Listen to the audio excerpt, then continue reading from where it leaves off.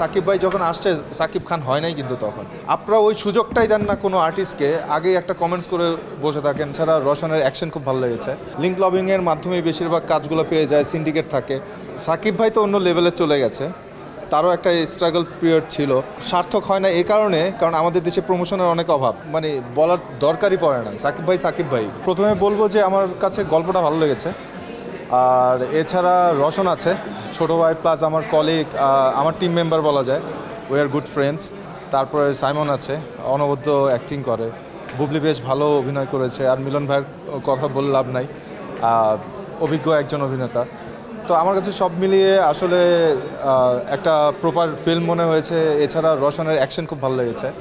আর যে জিনিসটা বলবো যে আসলে দিন শেষে মানুষ কী চায়, একটা সুন্দর সিনেমা চায়, যে হল থেকে বের হওয়ার পর বলবে যে না, একটা এন্টারটেইনমেন্ট যাকে বলে, এরকম এন্টারটেইনমেন্ট আছে, এরকম একটা সিনেমা দেখেছি।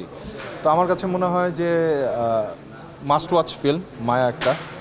আর ঈদে আরও যেসব ছবিগুলো বেরিয়েছে আস্তে আস্তে সবগুলো দেখবো। দেয়ালের দেশ দেখা হয়েছে, ভালোই লেগেছে। তো আসলে হচ্ছে কি, আমি তো শিল্পী মানুষ, অভিনেতা। তো আমার কাছে মনে হয় যে যত সিনেমা দেখি সবগুলোই ভালো লাগে। কম বেশি তো দেখা গেল যে মানে আপস অ্যান্ড ডাউন থাকবেই ফিল্মের মধ্যে।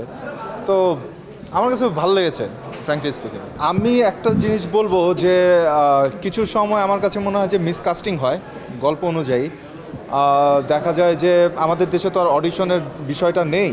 যদি অডিশন হতো তাহলে হয়তো বা একদম পারফেক্ট কাস্টিংগুলো আসতো। এখন যে জিনিসটা হচ্ছে, লিঙ্ক লবিং যেগুলো হয়, লিঙ্ক লবিংয়ের মাধ্যমে বেশিরভাগ কাজগুলো পেয়ে যায়, সিন্ডিকেট থাকে। তারা শুধু তাদের কাছের মানুষজন বা ভাই ব্রাদারদের দিয়েই কাজ করে। যদি গল্প দেখে, যদি কি বলে এটাকে, অডিশন করে যদি শিল্পী নির্ধারণ করতো, তাহলে আমার মনে হয় যে কাস্টিংগুলো ঠিকঠাক হতো।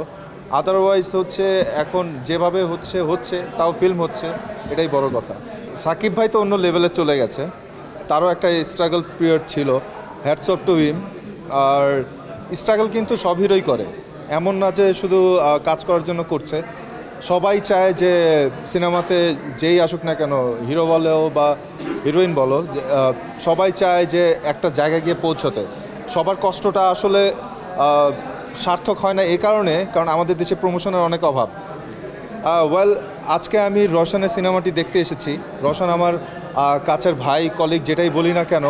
এইভাবে যদি আমাদের প্রত্যেকটা সিনেমায় প্রত্যেকটা আর্টিস্ট যদি এইভাবে এসে প্রমোশন করতো, আমার মনে হয় সিনেমার লেভেলটা অনেক আগে, মানে অন্য দেশের মতো পৌঁছে যেত। আমাদের দেশে হচ্ছে গিয়ে আসলে জেলাসি জিনিসটা অনেক বেশি।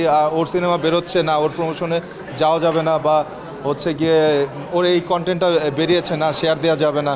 আমাদের মধ্যে এটার প্রবণতা অনেক বেশি।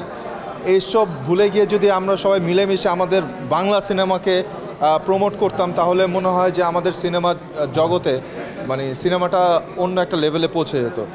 আর যে জিনিসটা হচ্ছে, সাকিব ভাইয়ের কথা আসলে মানে বলার দরকারই পড়ে না। সাকিব ভাই সাকিব ভাই। তো এখন যদি বলি যে অন্য হিরোদের কথা, সবাই খুব কষ্ট করে আসলে। যাদের মানে প্র্যাকটিক্যালি শুটিং দেখার অভিজ্ঞতা আছে বা দেখেছে, তারা বলতে পারবে যে আমরা আসলে কতটা কষ্ট করি। তো এই কষ্টটা তখনই সার্থক হয় যখন দর্শকরা হলে গিয়ে সিনেমাটা দেখে। আসলে হয় কি, যে অনলাইনে যখন কোনো মুভি ক্লিপ বা কোনো অংশ বা কোনো ছবি দিয়ে দেয়, তখন এভাবে বলা ঠিক না, বাট প্রথমেই জাজ করে ফেলে ছবিটা বা ক্লিপটা দেখে।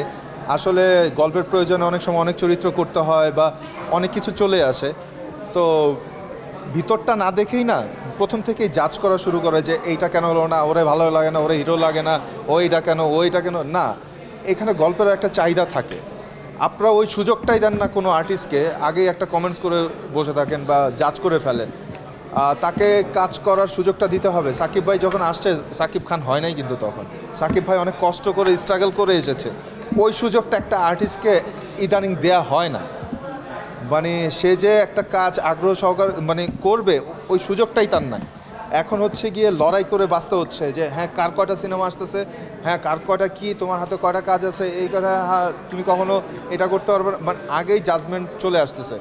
ওই সুযোগটা প্রত্যেকটা আর্টিস্টকে দিতে হবে। স্ট্রাগল পিরিয়ড আছে, থাকবে সব সময়। ইভেন আমার মনে হয় যে সাকিব ভাই এখনও যদি ক্যামেরার সামনে দাঁড়ায়, উনি 10 বার চিন্তা করে আমি এই শটটা এভাবে দেবো। তো এই জিনিসগুলো থাকবে, সো ওই সুযোগটা মানে দিতে হবে যে কোনো আর্টিস্টে। আমি একটু ইনফরমেশন দিই, এবার আমিও ইলেকশন করছি মিশা ভাই ডিপজল ভাইয়ের প্যানেলে, ইসিতে কার্যকরী নির্বাহী সদস্য পদে। তো যে জিনিসটা হচ্ছে এটা আমার জন্য একটা নতুন এক্সপিরিয়েন্স হচ্ছে। আমি শিল্পী হিসেবে যা দেখে আসছি বা দেখেছি, শিল্পীরা মানে কী সুযোগ সুবিধা পেয়েছে, কী সুযোগ সুবিধা থেকে বঞ্চিত ছিল, সেই এক্সপেরিমেন্ট বা এক্সপিরিয়েন্স থেকে আমি বলতে যাচ্ছি যে আসলে এখানে এক্সপেরিমেন্ট করার কিছু নাই। আমি এখানে যেটা পাইনি সেই সুযোগটা আমি করে দিতে চাই আমার সেবার মাধ্যমে যারা অন্য মানে শিল্পীরা আছেন। That's it. আমার মটো হচ্ছে এটাই যে আমি শিল্পীদের পাশে থাকতে চাই।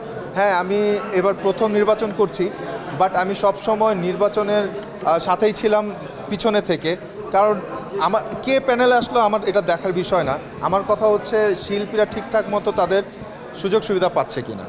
তো এই ব্যস্ততা থাকবে, আমরা এই দেখা গেল যে ক্যাম্পেইন করছি, ক্যাম্পেইনের মাঝখানে এসে কাজ করছি, শুটিং করছি। ইভেন দেখা গেছে যে নির্বাচনের কিছুদিন আগে অপারেশন জ্যাকপটের শুটিং করছিলাম, তারপরে হচ্ছে শুটিং শেষ করে ঈদ চলে আসলো, এখন ক্যাম্পেইন করছি, আবার নির্বাচন শেষ হলে আবার শুটিংয়ে ফিরে যাব। তো আমাদের এভাবে চলছে, ব্যস্ততা থাকবেই। এটা একদিনের একটা ব্যাপার, সেই জন্য আমার মনে হয় যে কাজ থেমে থাকবে না। সো নির্বাচনের জায়গায়, কাজের জায়গায়।